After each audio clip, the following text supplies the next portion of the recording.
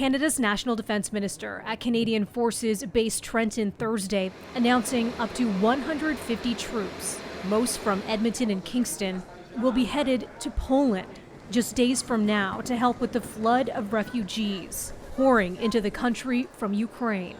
I cannot imagine the heartbreak felt by millions of Ukrainians who are forced to flee Putin's shelling and bombing, the heartbreak of thousands of Canadians with loved ones who remain in Ukraine now. She says CAF members, which include Ukrainian-speaking personnel, will provide general and spiritual support and some medical care. The UN estimates more than 2.6 million people have fled to Poland from Ukraine since the start of Russia's invasion in February.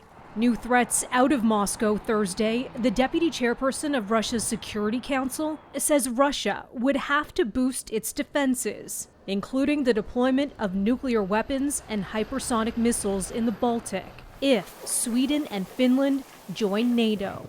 The two countries are considering membership in the alliance because of the changing security situation in Europe, brought on by Russian aggression. Finland shares a more than 1,300-kilometer-long border with Russia. Even before the war began, Russian President Vladimir Putin had warned of retaliation if NATO grew its membership. And a claim from Ukraine's Southern Military Command Thursday, saying it hit a key Russian warship,